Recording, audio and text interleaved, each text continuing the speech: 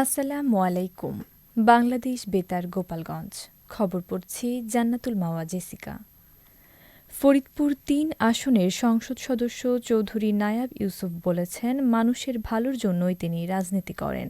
গতকাল বিকেলে ফরিদপুরের আলীপুর এলাকায় ৩ শতাধিক মানুষের মধ্যে ঈদের খাদ্য সামগ্রী বিতরণকালে তিনি এ কথা বলেন। তিনি বলেন, মানুষ যেন ভালো থাকে এবং তাদের সন্তানরা সুশিক্ষায় শিক্ষিত হয়, সেই লক্ষ্যেই কাজ করছেন তিনি। স্থানীয় যুবদল নেতা মাহমুদুল হাসানের সভাপতিত্বে অনুষ্ঠানে বিএনপি ও অঙ্গ সংগঠনের নেতাকর্মীরা উপস্থিত ছিলেন। মাদারীপুর ৩ আসনের সংসদ সদস্য আনিসুর রহমান খোকন বলেছেন, উন্নয়ন কাজে কোনো দলীয় পরিচয় দেখা হবে না, জনগণের সার্বিক উন্নয়নই হবে প্রধান লক্ষ্য। গতকাল সকালে এক আলাপ পরিচিতায় তিনি বলেন, প্রধানমন্ত্রী তারেক রহমান দেশের সকল মানুষের প্রধানমন্ত্রী, তাই দেশের প্রতিটি এলাকায় সমানভাবে উন্নয়ন কার্যক্রম পরিচালনা করা হবে।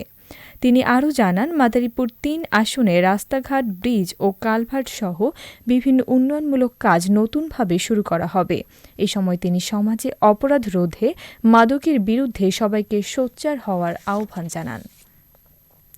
ডেঙ্গু প্রতিরোধ দিবস উপলক্ষে নড়াইলে সচেতনতা বৃদ্ধির উদ্দেশ্যে র্যালি ও পরিষ্কার পরিচ্ছন্নতা অভিযান পরিচালিত হয়েছে।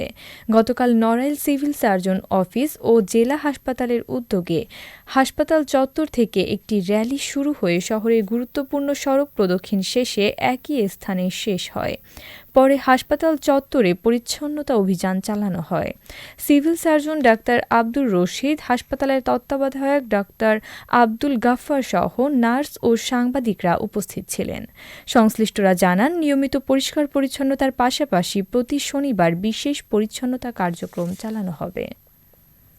মহান স্বাধীনতা ও জাতীয় দিবস ২০২৬ উদযাপন উপলক্ষে নড়াইলে শিশুদের চিত্রাঙ্কন প্রতিযোগিতা গতকাল জেলা সরকারি গণগ্রন্থাগার মিলনায়তনে অনুষ্ঠিত হয়েছে। জেলা সরকারি গণগ্রন্থাগারের আয়োজনে প্রতিযোগিতায় শতাধিক শিক্ষার্থী অংশগ্রহণ করে। শিশু শ্রেণী থেকে ষষ্ঠ শ্রেণীর শিক্ষার্থীরা বিভিন্ন বিভাগে স্বাধীনতার চিত্র আঁকেন।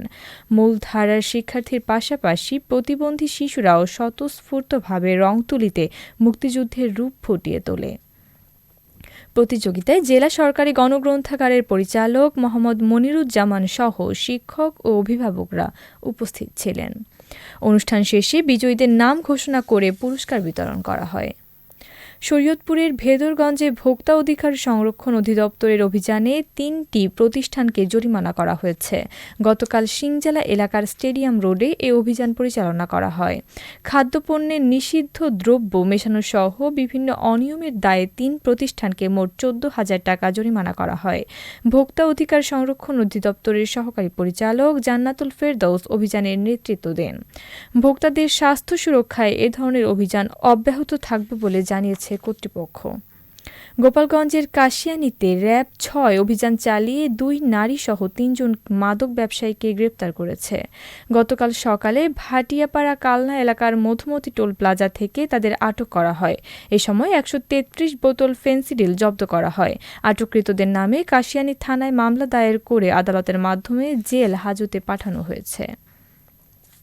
গোপালগঞ্জে মোটরসাইকেল দুর্ঘটনায় সাজিদুল মোল্লা নামে এক যুবক নিহত হয়েছেন এবং এতে আহত হয়েছেন আরও ২ জন।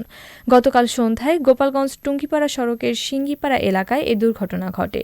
পুলিশ ও স্থানীয়রা জানায়, সাজিদুল তার ২ বন্ধুর সঙ্গে মোটরসাইকেল চালাচ্ছিলেন।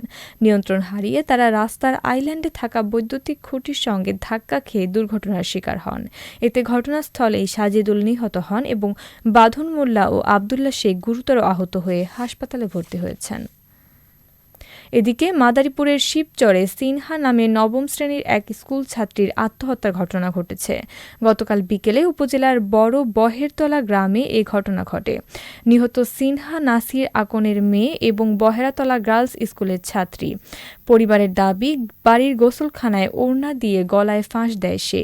পরে তাকে উদ্ধার করে শিবচর উপজেলা স্বাস্থ্য কমপ্লেক্সে নেওয়া হলে চিকিৎসক মৃত ঘোষণা করেন। পুলিশ ঘটনাস্থল পরিদর্শন করে ঘটনার কারণ অনুসন্ধানে তদন্ত করছে। জানিয়ে দিচ্ছি ইফতার ও সেহরির সময়সূচি। আজ ২৫ রমজান। গোপালগঞ্জ ও এর পার্শ্ববর্তী এলাকায় সময় অনুযায়ী আজকের ইফতার সন্ধ্যা ৬টা ১১ মিনিটে ও আগামীকাল সেহরির শেষ সময় ভোর ৪টা ৫২ মিনিটে। সবশেষে আবহাওয়া।